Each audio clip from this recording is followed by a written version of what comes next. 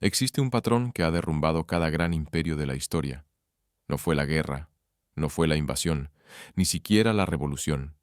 Fue el colapso económico, específicamente el colapso de su moneda, y cada vez ocurrió siguiendo los mismos pasos. Sin excepción, Roma, que dominó el mundo durante siglos, cayó cuando su moneda perdió valor. España, que acumuló más metales preciosos que cualquier otra nación, terminó en bancarrota. Gran Bretaña, que controló el comercio global por generaciones, vio su imperio desintegrarse tras perder el control de su divisa. En 4 ocasiones, un imperio dominante ha atravesado este mismo proceso. Gasto militar desmedido, deuda insostenible, devaluación de su moneda, inflación, pérdida de confianza y colapso. Cada vez, los líderes pensaron que su caso era diferente, que las reglas no les aplicaban. Cada vez se equivocaron. Y hoy, en 2025, Estados Unidos está siguiendo ese mismo camino, paso por paso. La única pregunta es, ¿en qué punto estamos del ciclo?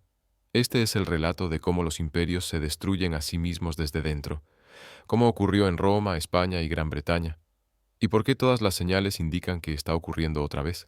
Todos los imperios comienzan igual, poderosos, confiados, aparentemente invencibles, pero en lo profundo hay un patrón. Uno que ha aparecido una y otra vez durante más de 2000 años, un ciclo silencioso pero letal, que empieza con poder absoluto y termina con ruina. Y ese patrón no es ideológico ni militar, es financiero.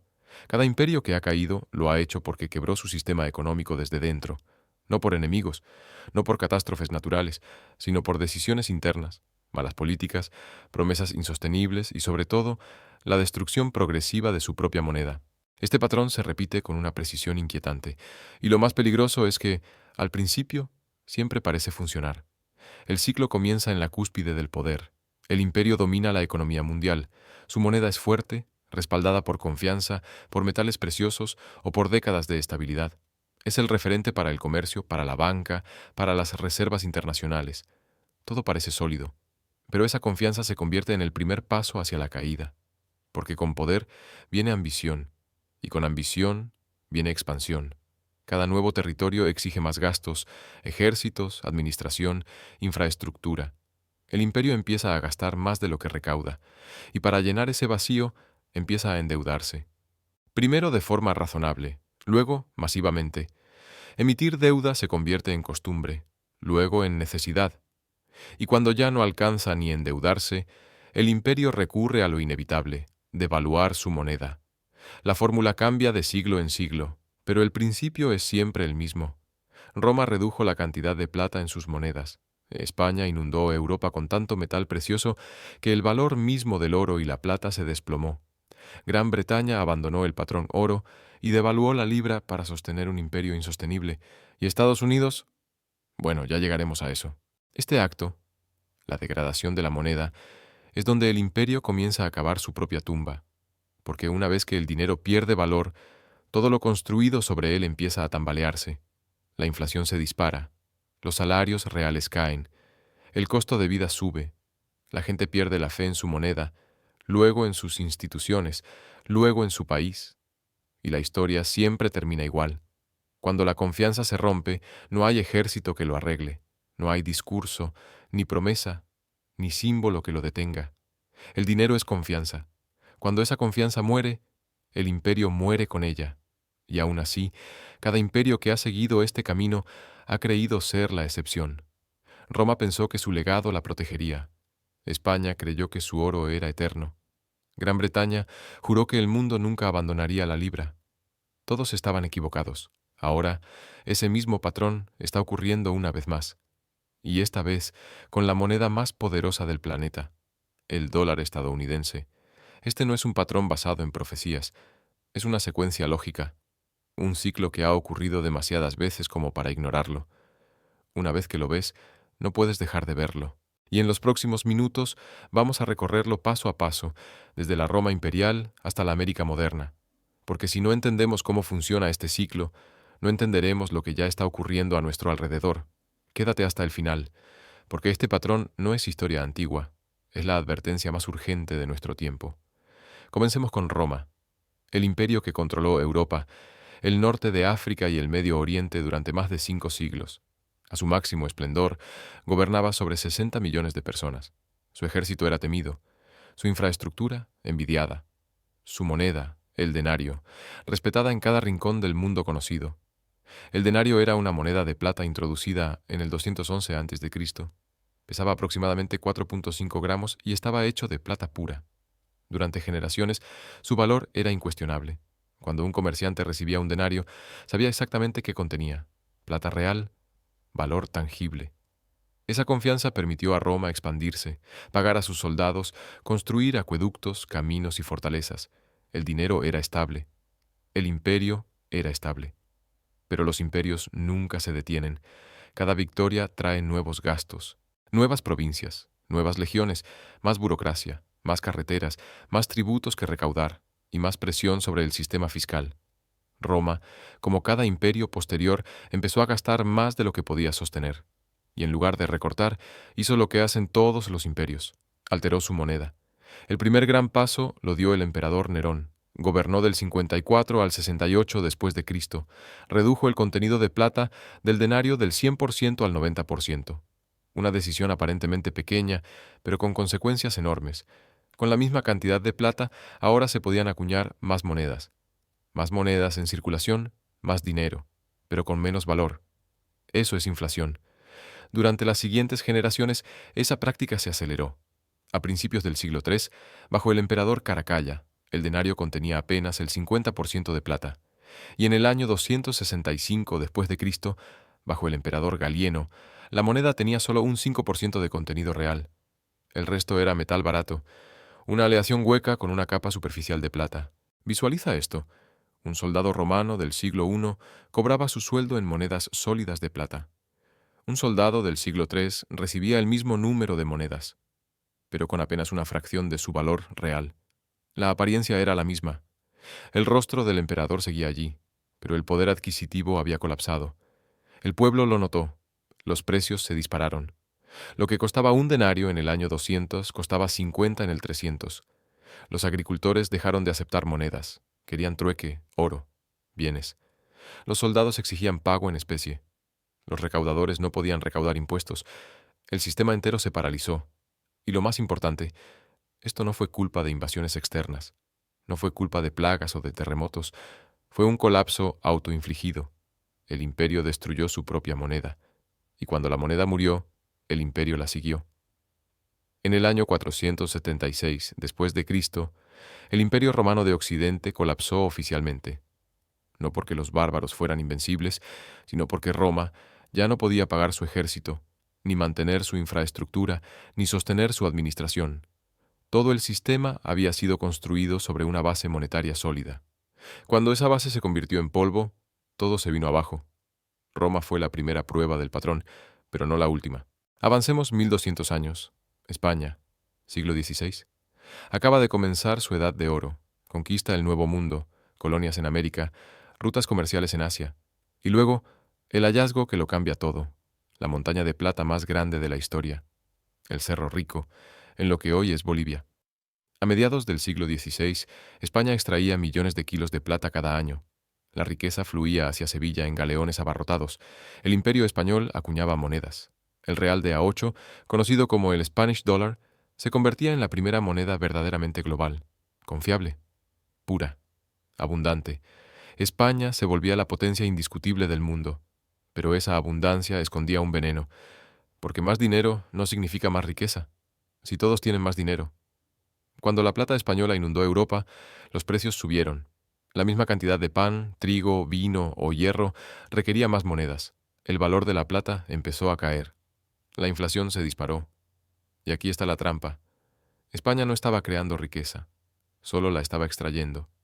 No invertía en industria, no desarrollaba tecnología, no producía bienes, simplemente acumulaba metales y los gastaba en guerras, en palacios, en lujos y, lo peor, en importar productos de otros países. Francia, Inglaterra y los Países Bajos crecían mientras España simplemente gastaba.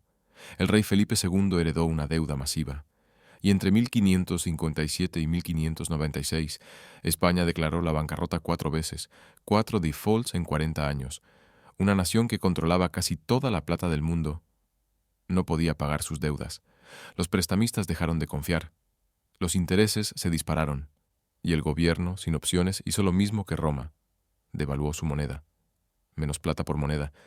Nuevas monedas de cobre que fingían valer lo mismo. Pero nadie lo creyó. La moneda perdió credibilidad. La confianza desapareció. Y con ella, el imperio comenzó a desmoronarse. Al finalizar la Guerra de los 30 años, en 1648, España firmó la Paz de Westfalia, el principio del fin. A inicios del siglo XVIII, el imperio español, otrora el más rico del mundo, era una sombra. El patrón se había repetido. Dos imperios, dos monedas, dos historias distintas con un mismo final. Y lo más inquietante es que en ambos casos el colapso comenzó cuando todos pensaban que nada podía salir mal. Después de Roma y España, el mundo vio surgir un imperio aún más grande, más duradero, más global, uno que abarcó todos los continentes, uno sobre el cual, literalmente, nunca se ponía el sol, el Imperio Británico. A su punto máximo, en 1922, controlaba un cuarto de la población mundial, un cuarto de la superficie terrestre, desde Canadá hasta la India, desde Australia hasta Sudáfrica, y en el centro de todo ese poder, la libra esterlina. Durante más de 2 siglos, la libra fue la moneda más confiable del planeta. Estaba respaldada por oro. Una libra equivalía a una cantidad fija de oro almacenada en el Banco de Inglaterra. Era estabilidad, era poder, era confianza. El 60% del comercio mundial se facturaba en libras. La libra no era solo una moneda nacional, era una divisa imperial. Y como el denario romano y el real español, parecía indestructible. Pero el patrón regresó, porque incluso el imperio más grande necesita dinero para sostenerse. Y para sostener el imperio británico, la deuda fue la respuesta. Durante el siglo XIX, Gran Bretaña financió la expansión colonial, guerras, infraestructura y administración con bonos del gobierno. Todo funcionaba, mientras la libra mantuviera su valor, hasta que llegó la Primera Guerra Mundial. En 1914, la deuda nacional británica era de 660 millones de libras. En 1919, después de 4 años de guerra total, esa cifra superaba los 7.000 millones, un aumento de más de 10 veces. Para financiar el esfuerzo bélico, el gobierno suspendió la convertibilidad en oro. Ya no se podía cambiar una libra por su equivalente en metal precioso. La libra pasó a ser una moneda fiduciaria, respaldada solo por la promesa del Estado. Después de la guerra, Gran Bretaña intentó recuperar el estándar oro. En 1925, Winston Churchill, entonces ministro de Hacienda, devolvió la libra al oro, al tipo de cambio prebélico. Fue un error catastrófico. La libra estaba sobrevalorada. Las exportaciones británicas se desplomaron, el desempleo se disparó, y el gobierno, para defender la moneda, mantuvo tasas de interés altísimas, aplastando el crecimiento económico. En 1931, el patrón oro fue abandonado definitivamente. La libra fue devaluada, la confianza erosionada. Pero el golpe final vino después. Durante la Segunda Guerra Mundial, Gran Bretaña, ya profundamente endeudada, gastó lo que no tenía. Ciudades enteras fueron destruidas, la economía quedó devastada, y la deuda alcanzó el 270% del PIB. Para 1944, durante la conferencia de Bretton Woods, el destino de la libra quedó sellado. Fue desplazada oficialmente como moneda de reserva mundial. Su lugar lo tomó el dólar estadounidense. Gran Bretaña intentó resistir. En 1947, reintrodujo la convertibilidad. Duró 6 semanas. Hubo una corrida contra la libra. El sistema colapsó. Se restablecieron los controles. En 1949, la libra fue devaluada un 30%. En 1967, otra vez. Cada devaluación significaba lo mismo: pérdida de poder adquisitivo, pérdida de confianza, pérdida de prestigio. Mientras tanto, el imperio se desmoronaba. India se independizó en 1947. Egipto nacionalizó el Canal de Suez en 1956. La respuesta militar británica fue un fracaso humillante. Y uno a uno, los territorios comenzaron a liberarse. No porque fueran invadidos, sino porque Londres ya no podía pagar para retenerlos. En los años 70, Gran Bretaña estaba al borde del colapso. La inflación alcanzó el 25%. El país tuvo que pedir ayuda al Fondo Monetario Internacional. La libra, que un día había dominado el mundo, era ahora un símbolo de declive. Y el imperio, que alguna vez había controlado mares, continentes y culturas, se había evaporado. En apenas 3 décadas, El patrón, una vez más, se repitió. Gasto bélico excesivo, pérdida de respaldo metálico, devaluación, inflación, colapso de la moneda, y con ella, del imperio. Gran Bretaña no fue conquistada por fuerzas extranjeras, fue vencida por la lógica implacable de su propia economía. 3 imperios, 3 monedas, 3 caídas, y cada uno creyó que su poder era excepcional. Pero la historia no hace excepciones, solo repite consecuencias. Y ahora llegamos al presente, al imperio actual, a la potencia que surgió tras la caída de las anteriores, la que heredó el rol global de Roma, España y Gran Bretaña, la que sustituyó a la libra con el dólar como nueva moneda de referencia. El último gran imperio en pie, Estados Unidos de América. Desde 1944, tras la Segunda Guerra Mundial, el dólar se convirtió en la moneda de reserva del mundo. El sistema de Bretton Woods la vinculó al oro, $35 por onza, y otras monedas, a su vez, se fijaban al dólar. Era estabilidad, era orden, pero también fue el principio de una dependencia global, porque mientras el dólar mantuviera su valor, el sistema funcionaba. Pero si ese valor caía, el mundo entero temblaría, y como en cada imperio anterior, el patrón empezó a repetirse. La guerra de Vietnam, el programa de gasto social, conocido como la Gran Sociedad, la expansión militar por todo el planeta, más de 700 bases en más de 70 países, gastos descomunales, deuda creciente. Para los años 60, las reservas de oro en Estados Unidos ya no podían respaldar la cantidad de dólares emitidos. Francia, bajo Charles de Gaulle, exigió oro a cambio de dólares. Otros países lo imitaron. El oro empezó a salir de Fort Knox, hasta que en 1971 el presidente Nixon cerró la ventana del oro. El dólar dejó de estar respaldado por oro. Pasó a ser una moneda fiduciaria, igual que el denario de Roma, igual que la libra de Gran Bretaña. Y al principio, nada pareció cambiar. El sistema del petrodólar, acordado con Arabia Saudita en los 70, mantuvo una demanda artificial del dólar. Todo el petróleo del mundo se comercializaba en dólares, pero el gasto no se detuvo. La deuda no paró de crecer. En 1980 la deuda nacional estadounidense era de 900.000 millones de dólares. En el año 2000 era de 5,6 billones. En 2020 alcanzó los 27 billones. Hoy, en 2025, supera los 36 billones. Un aumento de 40 veces en 45 años, y sigue acelerándose. Y no solo es deuda, es creación de dinero. Desde la crisis de 2008, la Reserva Federal ha impreso billones de dólares a través de estímulos cuantitativos. Durante la pandemia, se crearon más de 4 billones en solo 2 años, más dinero creado que en todo el siglo anterior. Y como siempre nos dijeron que no habría inflación, que esta vez era diferente. Pero no lo es. En 2022 la inflación oficial fue del 9%, pero los precios reales de vivienda, alimentos, energía subieron mucho más. El dólar está siendo devaluado, no por decisión externa, sino por el propio sistema que lo administra. Y la confianza empieza a resquebrajarse.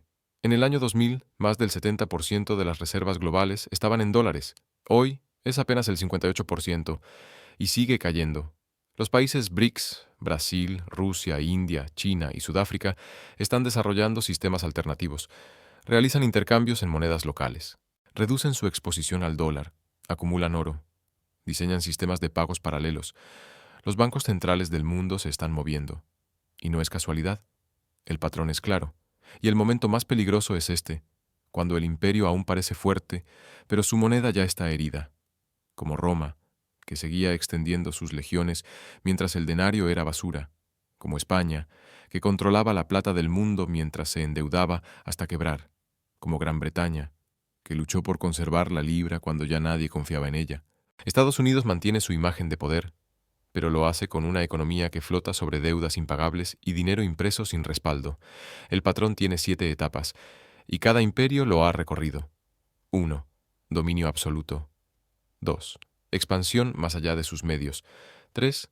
Déficits estructurales. 4. Devaluación monetaria. 5. Inflación. 6. Pérdida de confianza. 7. Colapso. Hoy Estados Unidos ya ha cruzado la etapa 5 y se acerca peligrosamente a la sexta. Y entonces llega la pregunta final. ¿Qué pasa ahora? La historia ofrece 3 posibles desenlaces. El primero, declive controlado. Como Gran Bretaña tras 1945, perdió su imperio, su moneda, su estatus, pero evitó el colapso total. Se convirtió en una potencia secundaria, doloroso, pero manejable. El segundo, colapso caótico, como Roma. Cuando el dinero ya no sirve, el Estado se desintegra, la estructura se fragmenta, surgen nuevas potencias, las instituciones caen, y con ellas, la seguridad, la economía, el orden. El tercero, reseteo y reestructuración. Una nueva moneda, un nuevo sistema, quizás respaldado por oro o por tecnología, quizás con una cesta de divisas. Doloroso, sí, pero más rápido y sobrevivible. Pero aquí está el gran problema. A diferencia de los imperios anteriores, el dólar no es solo una moneda nacional, es el pilar del sistema financiero global. Si el dólar colapsa, no caerá solo una economía, caerá el andamiaje entero. Acuerdos comerciales, reservas bancarias, mercados internacionales. La economía global amplifica el impacto y el caos, pero el patrón dice que ese momento se acerca, no por predicción, por precedentes. 4 imperios, 4 monedas, 4 ciclos idénticos.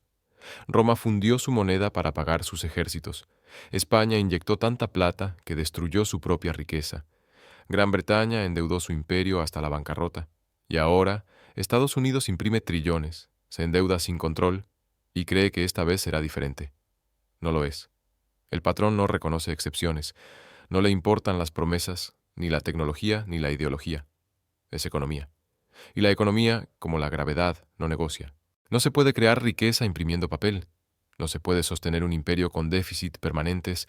No se puede mantener la confianza si la moneda en la que todos confían pierde valor. La única pregunta real es, ¿cuánto falta? ¿Cuánto falta para que el mundo deje de confiar en el dólar? ¿Cuánto falta para que se complete la última etapa?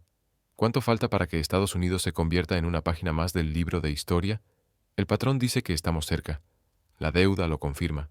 La inflación lo evidencia. Y la historia ya lo ha visto todo antes. Si este vídeo te dio una nueva perspectiva, suscríbete, porque cuando el patrón se complete, querrás entender qué ocurrió y por qué. La historia tiene las respuestas, y el patrón nunca falla.